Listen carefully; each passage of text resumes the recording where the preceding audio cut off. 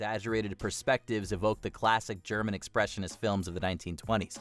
Both elements combine to create a very surreal tone that sticks in the mind and never leaves. First, there was darkness. Then came the strangers.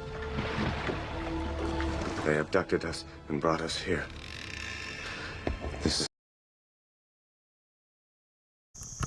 Well, good morning. Good morning. It is September 18th. It's a Thursday.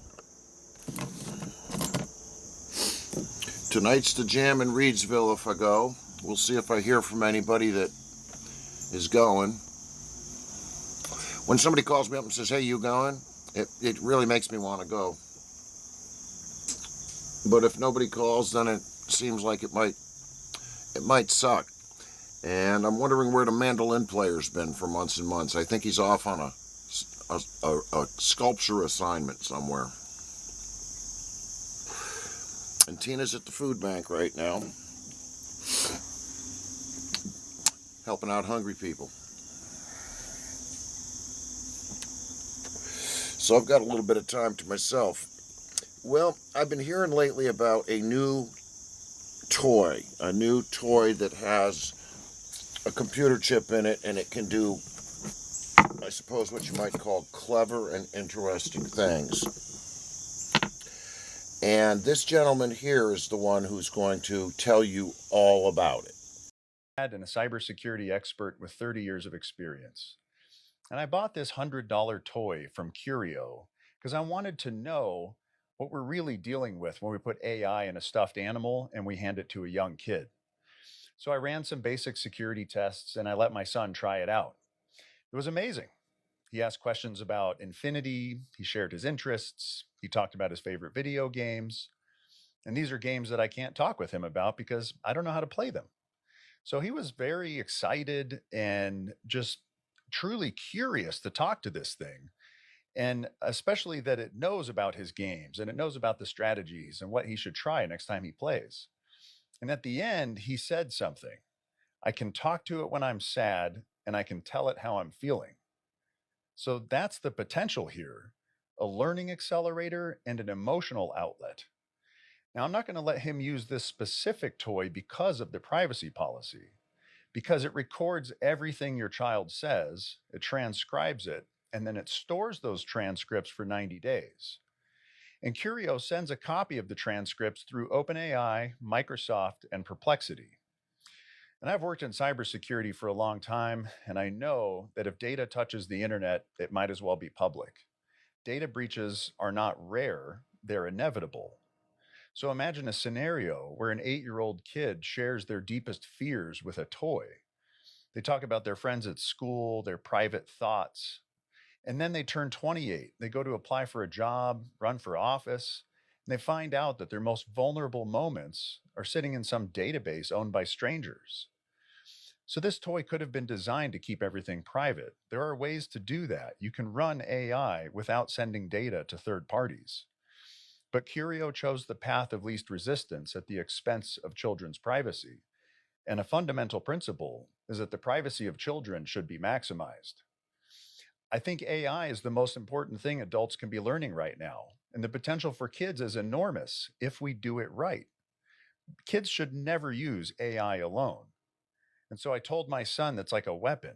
You only use this with an adult. Now, with this specific toy, the privacy violations make it unacceptable, even with supervision. So I'm really curious to try other AI products made for kids, because there's something very powerful here, something that could be positive if we're intentional about it. We are the last generation of parents who will remember life without AI. Okay? And then after that, I'm going to talk about previous iterations of the same surveillance goal that I observed years ago when there was a toy out that personally I was fascinated by, as much as my child was, maybe more so, because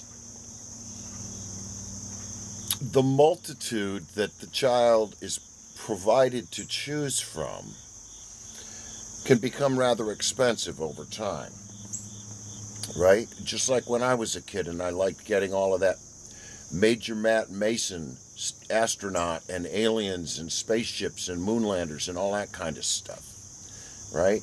Children, by nature, when they find something that they enjoy, they become completists in many cases and want more of that, right? It's like me when I found a comic book that I was really fond of when I was a kid. I'd keep buying it for years. I had about a 100-issue run of The Incredible Hulk at one point, you know, and a lot of other comics, because I was a completist. When I made monster models, I wanted to make all the monster models. When I was making the Ed Roth car models that had the crazy creatures driving them, I wanted all of them, you know. I would ride my bike 10 miles if someone told me that something that was missing from my collection had turned up somewhere in a town down the road. I'd get on my bicycle and go with whatever money I'd earned from my paper route or cutting grass or whatever, and I would find that thing. And my kids are kind of like that in their ways, you know. I have a son who was in the Army, and unlike a lot of people, preppers, the kind of folks I dealt with when I was working at Tractor Supply and selling gun safes and accessories and stuff like that to people, there are people that are just simply terrified, and they think that if they get a lot of guns, it'll protect them from whatever's coming their way. And I've said in previous videos, when the big ball drops, you're going to run out of ammo. You're going to run out of ammo shooting at people that want your ammo. And then what? How are you at hand-to-hand self-defense? Close combat? Because everybody's going to come to the point where that's all they've got left, is something they can pick up and swing, okay? They're not, I don't think of them as dangerous people, right? I don't think of them as, Looney Tunes or anything. And they could probably tell you everything about each of the guns they have. Take them apart and reassemble them, stuff like that. Okay, their mentality is that completist mentality, where you really want to know a thing beyond info and get into the knowledge and perhaps even wisdom that comes with familiarity with a device or a thing or an author. But there was a toy called UB, the letters, Funkies. You know, like somebody's name was Uriah Bob Funky. Okay? And the company that made these things produced just all kinds of unique iterations. The only difference was the color of the plastic that was injected into the mold, because there were different base colors of plastic for these creatures. And it seems as though decals were applied to these plastic figures and software installed up inside of them.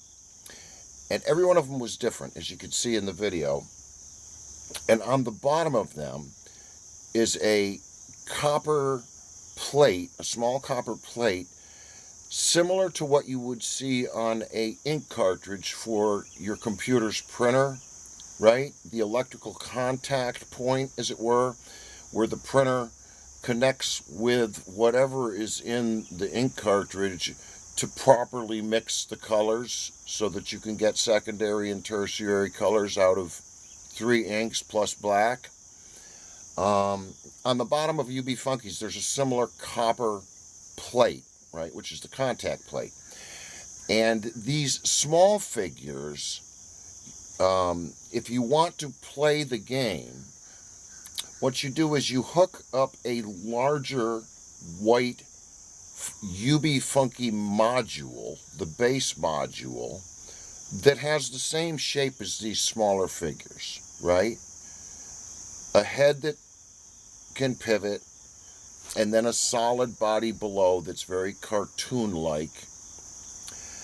And it has a platform on which you can place the smaller character funkies, and there's a USB cable coming out of that larger funky base port that goes into your computer, and you will have installed the software with the accompanying CD and stuff, and you take these characters through kind of a sim world, a weird sim world where the funkies live, and accomplish a bunch of things and deal with foes and accumulate stuff and solve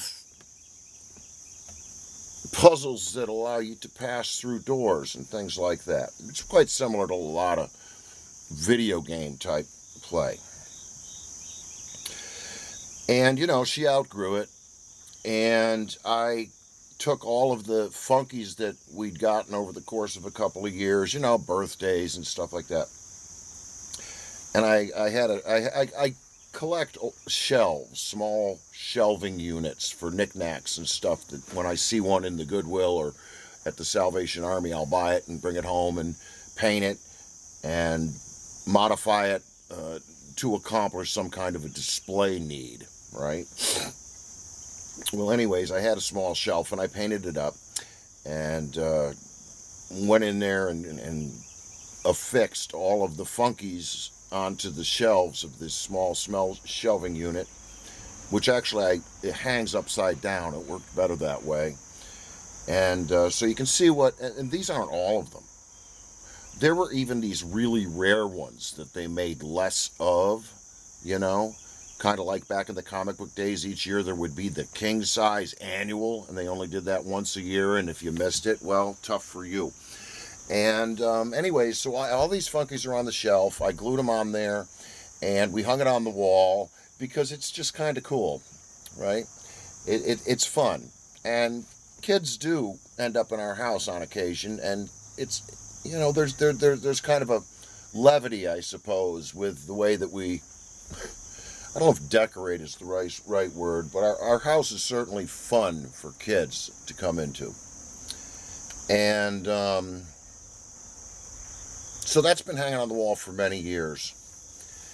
I saw this man's video, and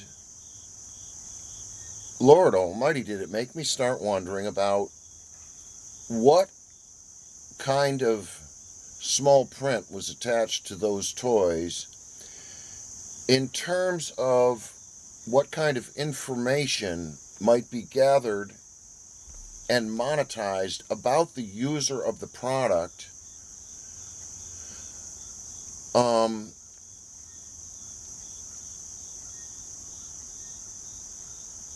And what might that information be used for? What kind of data could be collected from a child playing the UB Funkies game? It didn't talk to you like this new toy does. And some of us may remember Furbies, which seemed like a sort of an intermediate toy in terms of its intrusiveness into the privacy of the child. Furbies are creepy.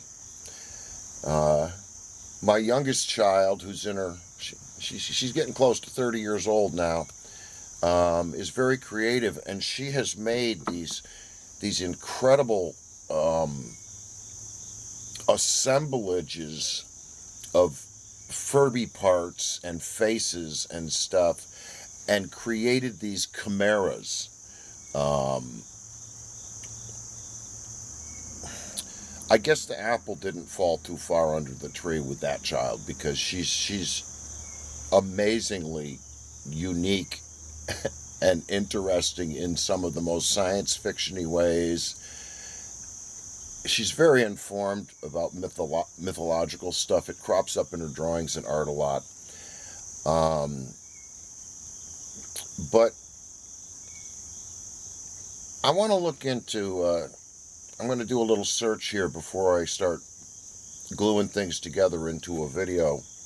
But I want to go out and see if any parents back in the day expressed any misgivings like this man has about these electronic toys. I want to find out whether we got suckered into basically bringing something wireless and snoopy into our home, and see whether the beat goes on. Okay, so I'm going to pause this. Symbolic play. The use of imagination is at its peak for the 3, 4, and 5-year-olds who engage in pretend or make-believe play and can take on many guises, such as a doctor, prince, queen, or mail carrier. In a Chinese Southern Sung Dynasty, 1000 AD, painting of court children, we see youngsters imitating a warrior, pretending to be various animals, riding a horse, a boy playing with a doll, and other manifestations of symbolic play. All the socio-dramatic forms of play that children engage in today, as in the past, are attempts to become the adults they wish to be in the future. They use people they see in everyday life as role models, or they pretend to be people, animals, or magical figures gleaned from the stories that have been read to them, or programs viewed on television, or found in video and computer games. There is an increasing body of research, evidence suggesting that imaginative play is linked to important developmental processes, including reality fantasy distinctions, the development of the theory of a mind, the development of a theory of mind, which is how to think, and the ability to defer, wait for, gratification in the interests of effective, adaptive responses. Man, when you think about what digital play has offered children as young as 3 years old, nowadays we see kids, they're not even 2 and they're holding on to a cell phone. It's terrifying. That the content of the amusement, there's evidence that this stuff imprints on young children during their developmental years, the first 7 years of your life. It literally imprints elements of a scripted self into that child through repeated visual and auditory and cognitive stimulation, right? They talk about with grown-ups, we're motivated by dopamine hits, little enzymes and so forth in our body that make us feel good, right? Kind of like natural heroin. Wow. When I think about these games, if someone with a very nefarious purpose, right? The kind of person that doesn't care if children are ruined, if they make a buck and can brag about how they did it, in the same way that some people probably brag about putting strange flesh into their national chain food and no one knows, and the whole thing is very amusing to the people who are doing it, right? I think it's just as funny as can be that people are consuming what they're offering and giving them money to consume it. It's something to think about. Jokers and jesters. Jokers and jesters. They're everywhere.